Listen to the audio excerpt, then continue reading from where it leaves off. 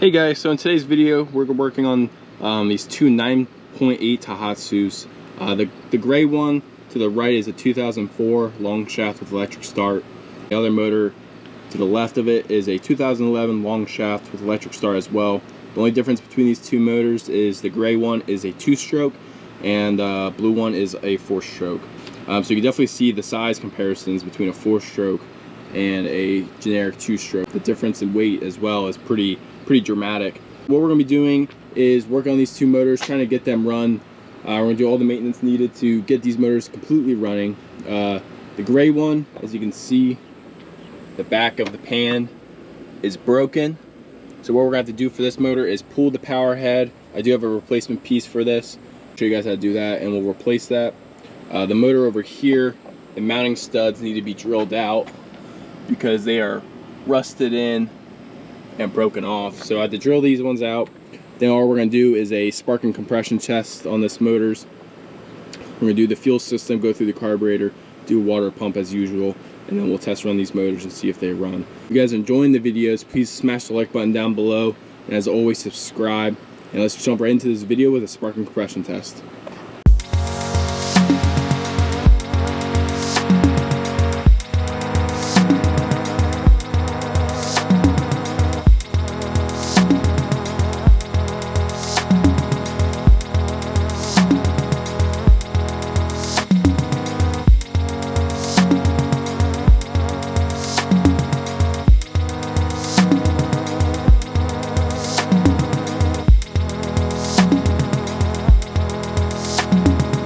So the first motor that we're going to work on today is this 2011 4-stroke. We're going to do a compression and spark test on this motor. So what we're going to do is remove the spark plug booties that are located on the side of the power head, insert our compression gauge and our spark tester, and do a compression and spark test to verify how healthy the power head is. So what we're going to do is hook that up, and let's see what the readings come out to.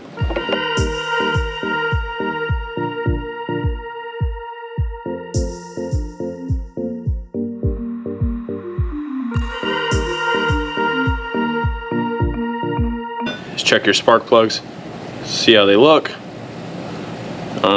the camera focus. But both plugs have been burning pretty good. No oil, nothing, just a slight brown, so that's what we want to see. So these spark plugs are good so far.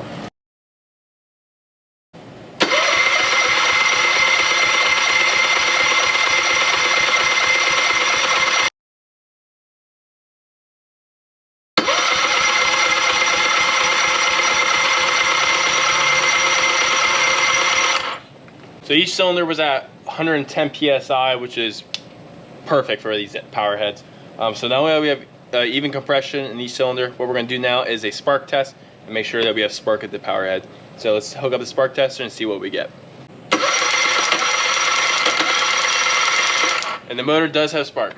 So now what we're going to do is get the motor on its back, and then we're going to drill out the mounting studs and try to get those completely out. And once you guys get it all out, it'll look something like this. Broke a little bit on the side, but you just basically want to get this metal as thin as possible in order for you to be able to actually twist these out when they're seized in there like that.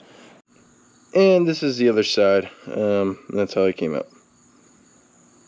Now what we're doing is going to install new ones onto the motor, and then we're just going to throw it in the tank and test run the motor and see if it needs any more work. So let's cut right to that. Okay guys, so I actually don't have any mounting studs right now. I'm going to have to order some and hold off on that just for the moment. What we're going to do now is change out the water impeller. The last owner told me that it wasn't pumping the best, so I'm just going to change it right away instead of risking running the engine. So what we're going to do first for these engines is first shift the engine into forward. And then all you have to do is punch out this bottom pin, which will then release the shift linkage.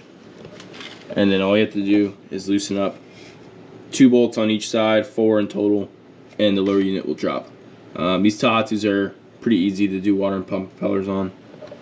So we're going to drop it, and let's do a water pump change.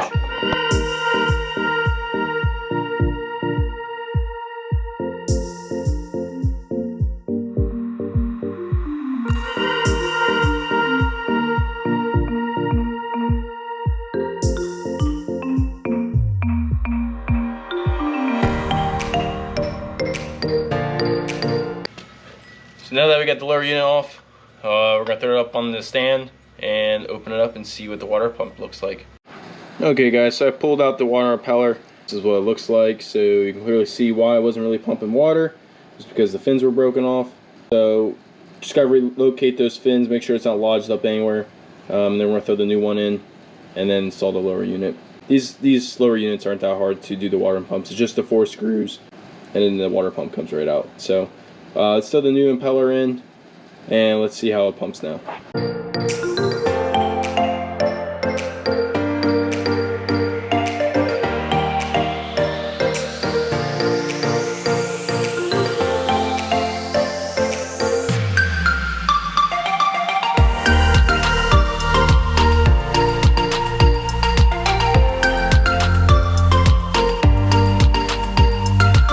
Okay guys, so now that we got the lower unit all assembled, what we're going to do now is some general maintenance. That includes doing some spark plugs, new oil change, and then probably a fuel filter. I'm not going to do the carburetor just yet. I'm going to run the engine before I do that, just because the carburetor does look pretty clean. So, and the guy did tell me the motor does run. It was just those bolts were broken and the water pump issue.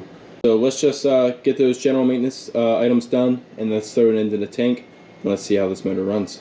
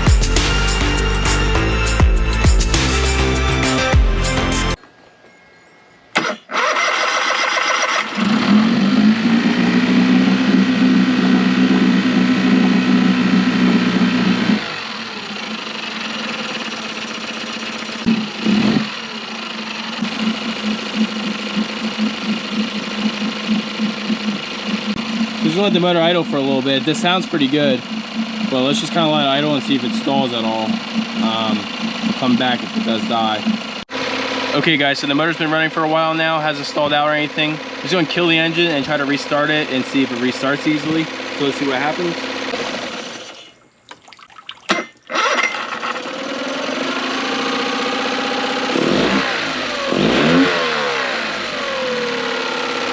The engine restarts up really nicely. It's pumping perfectly as how it's supposed to, and it goes in and out of gear as it's supposed to. So what we're going to do now is hop over to the next engine that I have, which is the 9.8 2-stroke. Let's both try to get them both running at the same time so we can both take them out of lake and lake test them at the same time. Stop with this engine for now because this motor is officially complete, and let's hop over to the Tohatsu 9.8 2-stroke. Okay, so the next motor that we're going to work on is the 9.8 Tohatsu 2-stroke version.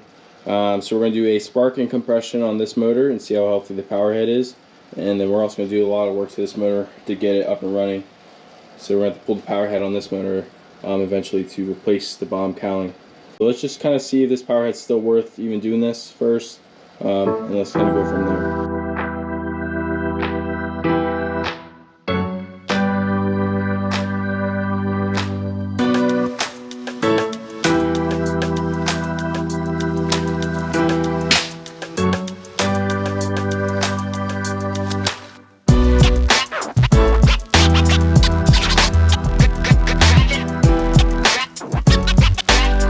So we had 107 in each cylinder, which is a very healthy power head for how old this engine is. So what we're going to do next is throw the spark tester on there and see what the spark is. If it has a spark, all we have to do is clean the carb. So let's kind of see what the spark tester shows us, and let's go from there. Okay guys, so now that we have good compression, I'm going to check if we have good spark. Unfortunately, my spark tester will not work for this engine, so we're going to do it the old way by just putting the spark plug on a good ground on the engine block, and I'm just going to pull it, and hopefully you guys can see the spark between the spark plug. We have good spark. I don't know if you guys can see that or not. There you go. You should see that one. So let's try the other plug and let's see if we have good spark on that one. Okay guys, now the second plug. See if it has good spark. And it does. Don't know if you guys could see that. But the engine does have good spark. I can see the jump between the spark plug. So now that we have good spark on each cylinder, what we're going to do now is remove the power head, try and replace this bottom cowling. I'm going to take the carb off once the power head is off, so it's a lot easier to do. This power head has to come off. We're going to do base gasket and everything needed to reassemble it. But you have to pull the power head and to be able to just replace this piece down here. Let's kind of get right into the removal of this power head, and let's see how easy it is.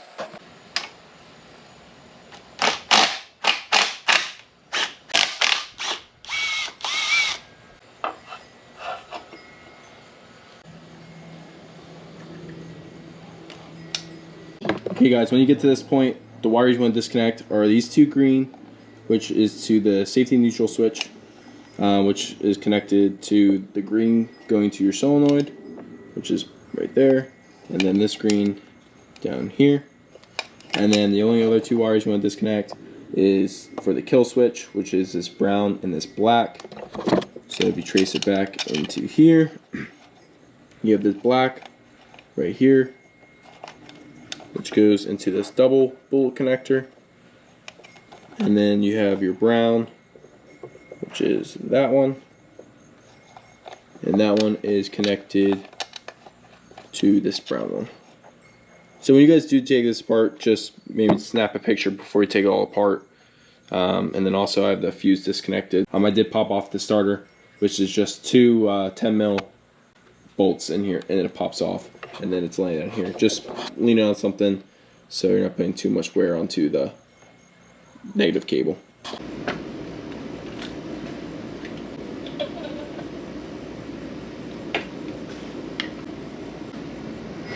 Okay, so now that we got the power head onto the bench, we're going to remove the carb and clean the carburetor, and then we're going to be replacing the base gasket to reinsert onto the engine, and then we're going to fix that bottom cowling on the engine. So let's pop off the carb and let's see what that looks like.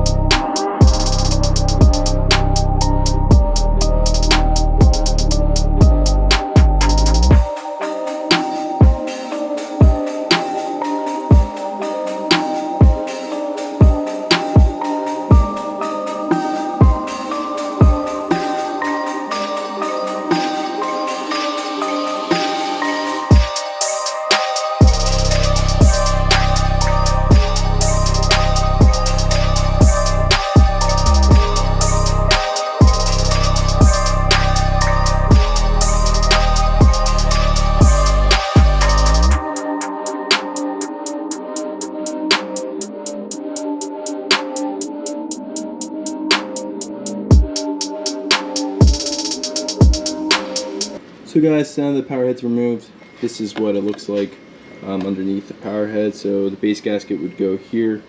You see all the lines. That is the drive shaft right there. So from your lower unit comes up. This is how the engine shifts right here, this whole mechanism. And then of course you have all your wires, so that's your neutral switch. You have your kill switch, and then you have your start circuit. And then you have your control cables, which then controls this mechanism. So once you actually pull the power heads off, there's actually not a lot going on. So next thing we're going to do, guys, is get this all figured out. We're going to have to remove a bunch of things, including the shift rod. We're going to move some wiring around, and then we got to transfer everything to this pan. The first thing we're going to do is clean out this pan, get it looking really nice and clean, and then we'll kind of go to the transformation of what the old one looks like, and then what the new one will look like with it on. So let's get that done.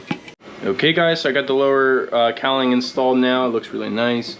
I got some of the things put back together, like the shifter, the neutral switch, the start switch, the cables, actual throttle assembly.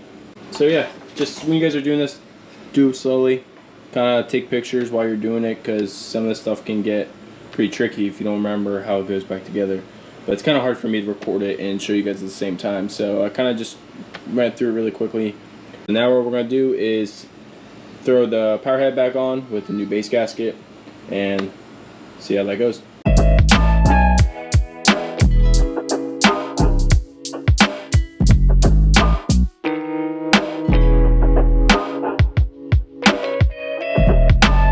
Now that we got the lower unit off, let's do the impeller change on this one. It's the exact same thing as the 4-stroke.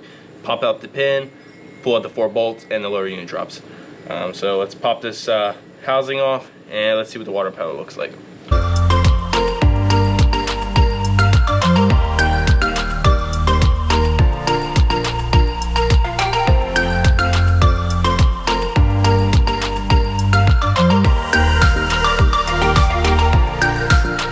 Okay guys, so this is what the old impeller looks like, and this is what the new one looks like. As you can see, this one looks like it might have been started dry a little bit. You can see the fins are starting to melt. So let's throw the new impeller in there, and then let's see how this motor runs.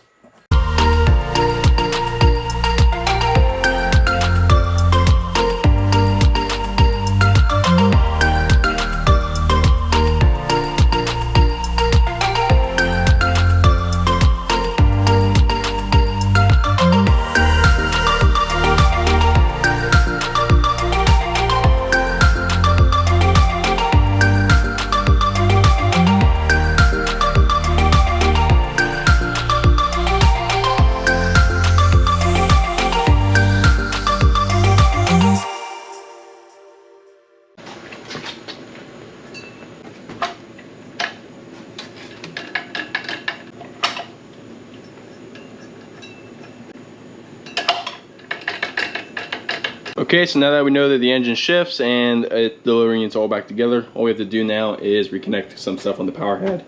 So to put the starter back on, reconnect all the wires, fix the fuel system lines coming in, so add a new fuel filter onto that, and then change out these spark plugs for new ones. Then after that, we're going to test run this motor, guys. So let's kind of get done with this general maintenance done, and let's see what this motor can do.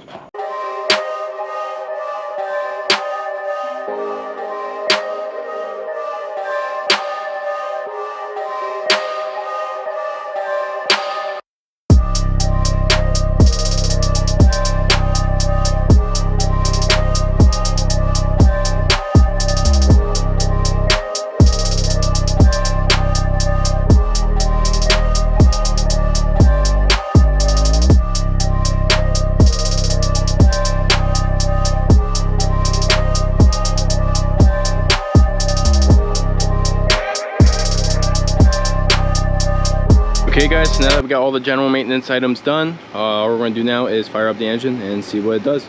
So let's see what happens.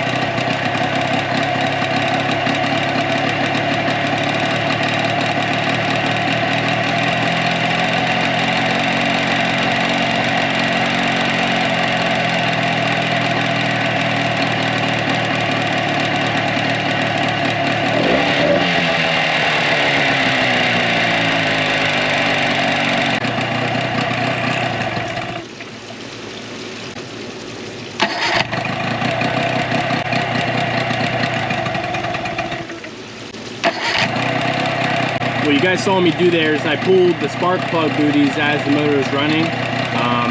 Because to me at first it sounded like it wasn't hitting on both cylinders, but it was. So basically what you do is just pull out and the engine dies, and it was sparking on that cylinder. If it doesn't die, then the engine's not, or that spark plug's not firing, or something's going on to make that spark plug not fire correctly. So yeah, I'm just gonna let it run for a little bit and do a little bit more adjustments and keep going from there.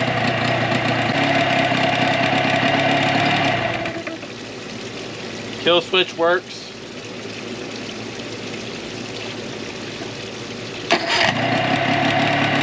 Motor starts right up every time. So now we know the kill switch works as well. Okay guys, so the motor's been running really excellent. So I'm just gonna start it up for you guys one more time so you guys can see it.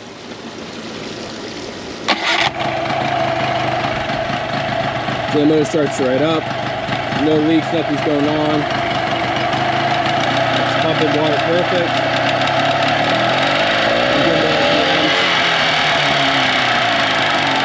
Obviously when you give it more RPMs, it pumps a lot faster. No leaks, no gas leaks, or anything.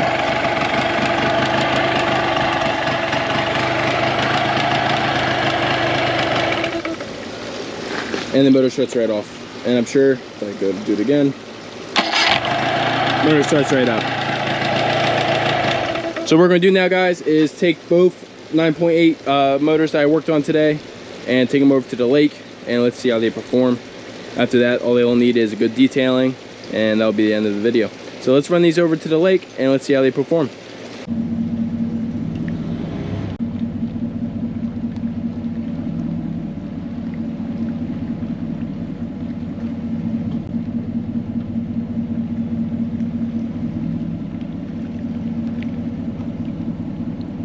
Okay guys, so we got the boat in the water, and the first boat motor that we're going to test run today is the 9.8 4-stroke. So let's get it out of the no wake zone and let's see what it can do on the lake. And as you guys can see, the motor fires right up.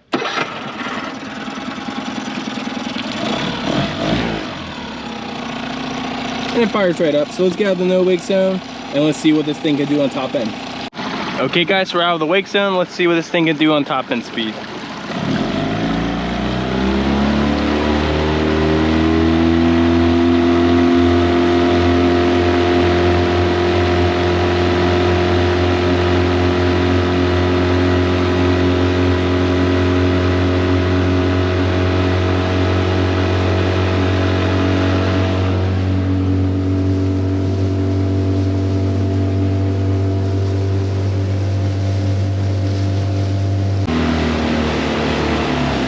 Motor should install when you come back to idle.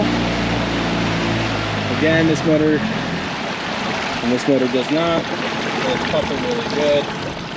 So yeah, let's just run this motor around for a couple hours. Let's see what it can do, and then we'll come back if the motor stalls out or anything. So let's see what this motor can do.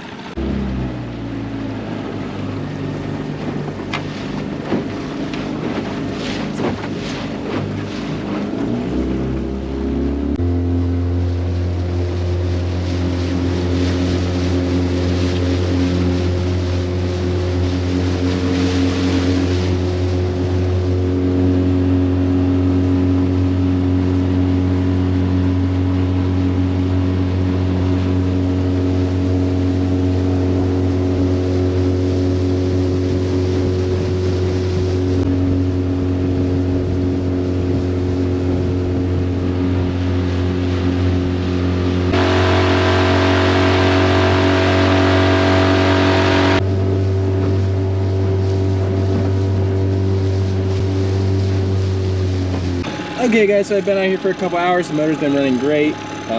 Shut it off. So what we're gonna do now is take it back to the boat ramp, get it up onto the trailer, and then let's start on the other 9.8, but this time it will be the 2-stroke version. So let's get it up on the trailer and let's see what the 9.8 2-stroke can do. Okay guys, so now we got the 9.8 2-stroke hooked up. All we're gonna do is fire it up and see what it can do in the lake. But it does fire right up. So it's battery's a little loud, but motor does fire right up. So let's get out of the no wake zone with this one and let's see what it can do. Okay guys, so now we're out of the no wake zone. Let's see what it can do at the top end speed and let's see how it runs.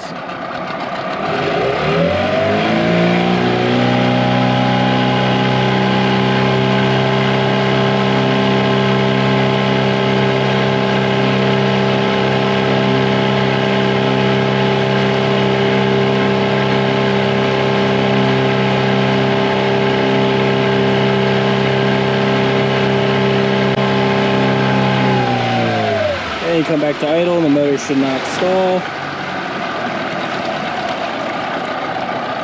I will say, guys, the 2-stroke version compared to the 4-stroke is a lot slower. I just noticed that right away, that the 2-stroke's a lot slower compared to the 4-stroke. But who knows? Let's keep running it and see what it does. I'll come back to you guys if it does stall in the meantime. Otherwise, let's just kind of see what this motor does out on the lake.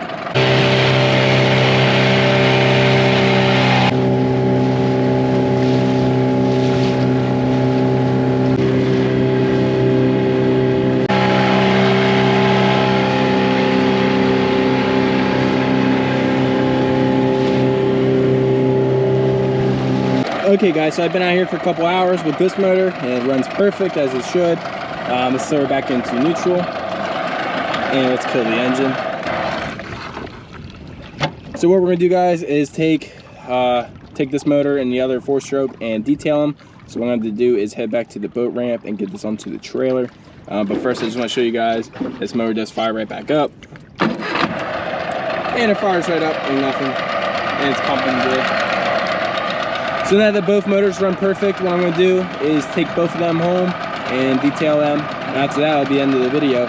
So let's get this back onto the trailer and then let's see what the detail looks like.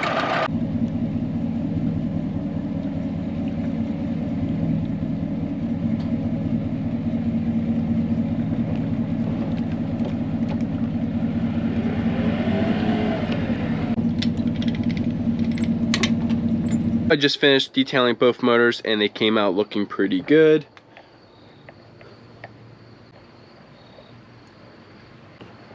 Now the big question is, which motor would I put on my boat and why? Now in my opinion, the 4-stroke ran a lot better than the 2-stroke.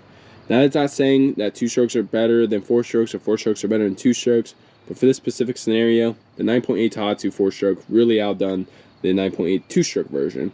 Now I will say I am a 2-stroke guy. I do prefer 2-strokes most of the time, but in this particular scenario, the 4-stroke felt like it had a lot more power, and in general they just fire up really nicely. You don't really have to worry about trying to fire them up. For the most part, they'll kind of just start right away.